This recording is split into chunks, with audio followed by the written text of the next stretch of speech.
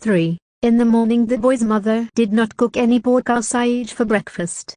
The ham was on the tin top table, but she did not uncover it. Everybody had biscuits and milk gravy. There was still a faint smell of ham, but the boy missed the scent of sausage coming up to him as he stood warming himself. He had hurried out and called Sounder and looked under the house before he had finished buttoning his shirt, but his mother had made him come in. She knew he would be crawling under the cabin, so she made him put on last year's worn-out overalls and a ragged jacket of his father's that came down to his knees. It wouldn't keep out much cold because it was full of holes. The boy's mother put what was left of the pork sausage and the ham in a meal sack. When she had dripped her walnut kernels in brown paper and tied them with string, she tied a scarf around her head and put on a heavy brown sweater that had pink flannel outing patches on the elbows. She put the brown package in the basket she always carried when she went to the store.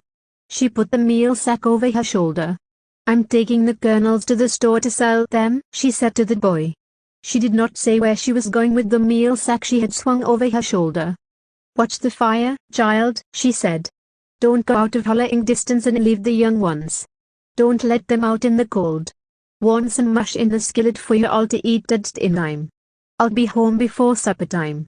Whatever you do, child, don't leave the children with a roaring fire and go looking for Sounder. You ain't gonna find him this day. If a stranger comes, don't say nothing." The boy had nodded each time she spoke. He thought he would say yes or "don't worry, I will," but he didn't.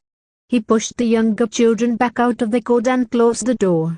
As his mother stepped off the porch and started for the road, she began to hum softly to herself. It was a song the boy had heard her sing many nights in the cabin. "You gotta walk that lonesome valley, you gotta walk it by yourself, ain't nobody else gonna walk it for you." The boy wanted to run after her. He watched as she became smaller and smaller, until the meal sack over her shoulder was just a white speck. The rest of her became a part of the brown road and the grey earth. When the white speck had faded into the earth, the boy looked up at the sky. "No sun to thaw things out today," he said aloud to himself. His father always spoke aloud to the wind and the sky, and sometimes to the sun when he stood on the porch in the morning, especially when it rose out of the far lowland cornwoods and pines like a great ball of fire. "Warm in the cold bones," his father would say. And preparing for a hunt, his father would caution our full moon, hanging over the foothills, "Don't shine too bright, you'll make the creatures skittish." And Sounder too, sitting on his haunches, would speak to the moon in ghost-stirring tones of lonesome dog talk. People would be very mean to his mother today, the boy thought. He wondered if she would tell them that the ham had slid across the floor. If she told them, they might just throw it out and feed it to their dogs. They might let his mother keep it and bring it home again. They wouldn't let her keep the pork sausage, for it was wrapped in clean white paper and not cooked. They might push and pull his mother and put her in the back of a spring wagon and take her away too. She would spill the walnut kernels, and then she wouldn't be able to sell them to buy sourdough and potatoes. The boy had hoped the sun would shine.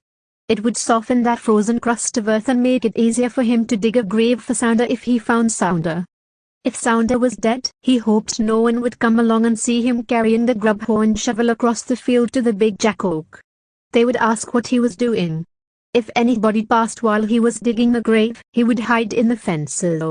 If they saw him, they might run him off the land. He felt like crying, but he didn't. Crying would only bother him. He would have his hands full of tools or be carrying Sounder's body. His nose would start dripping and be powerful troublesome because he wouldn't have a free hand to wipe it. He took in an amulet of wood and punched up the fire. "Don't open the stove door," he cautioned the younger children. "I have to go out some more." He went to his bed and took Sounder's ear from under the pillow. He would bury it with Sounder. He smelled his pillow. It still smelled clean and fresh. He put the card in his pocket so the children wouldn't ask questions as he passed them on the way out. He smoothed his pillow. He was glad his mother washed his sheet and pillowcase every week, just like she did for the people who lived in the big houses with curtains on the windows. About twice a year his mother washed a lot of curtains. The clothesline was filled with them, and they were thin and light and ruffled and fluffy. It was more fun to rub your face against the curtains than on that clean sheets every Monday. The curtains, moving in the breeze, were like the sea's foam. The boy had never seen sea foam, but his mother had told him that when the Lord calmed the mighty Jordan for people to cross over, the water moved in little ripples like curtains in a breeze, and soft white foam made ruffles on top of the water. The boy had never looked out of a window that had curtains on it. Whenever he passed houses with curtains on the windows, he remembered that if he put his face close against the curtains on the wash line he could see through them. He thought there were always eyes, close against the curtains, looking out at him. He watched the windows out of the corner of his eye. He always felt scared until he had passed. Passing a cabin was different. In a cabin window there were just faces with real eyes looking out. He could go out now, he thought. The wood in the stove had burned down some, and it would be safe. Besides, he would be close by for a while. Getting the body of Sounder from under the cabin wouldn't be easy. The younger children would bother him. They would ask a lot of questions like why is Sounder dead? And will he stay dead? And many more that he would not want to answer. When I'm out, don't be yelling for me. I'll be through in a while, he said to the smallest child, who was looking out of the window, his chin barely high enough to rest on the sill. There's no hurry, the boy thought. I have all day, and it's still early. And he looked out of the window too.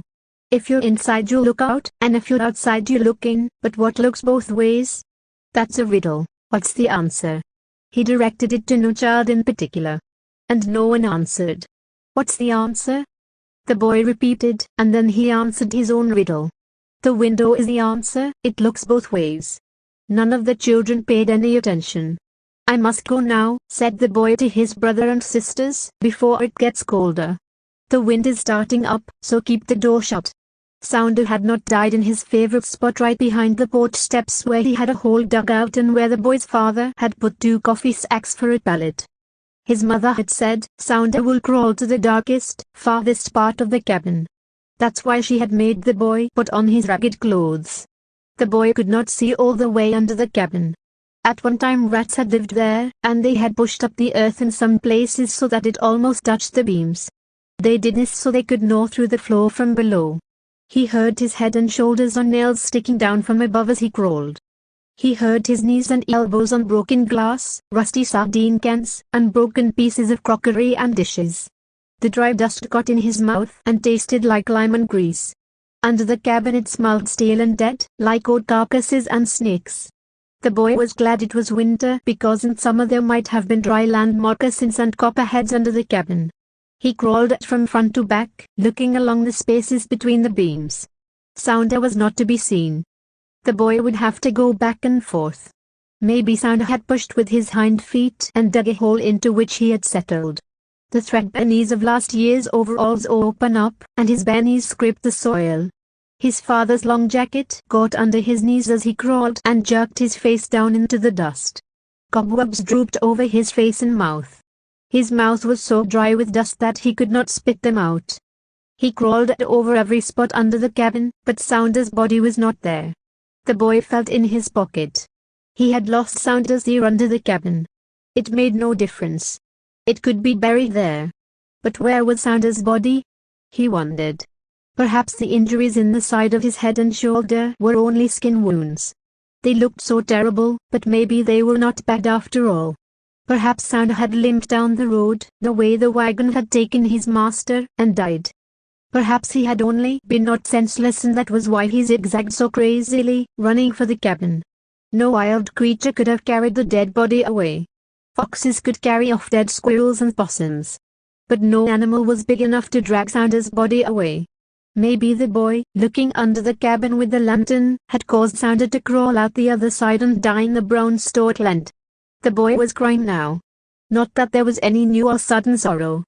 There just seemed to be nothing else to fill up the vast lostness of the moment. His nose began to run and itch. The tears ran down through the cobwebs and dust that covered his face, making little rivulets.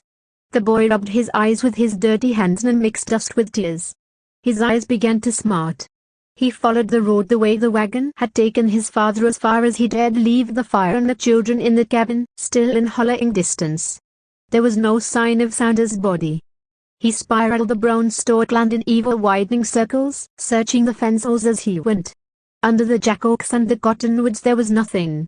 In the matted Scotch broom tangle he visualized the great tanned body as he carefully picked each step. but the dog was not there.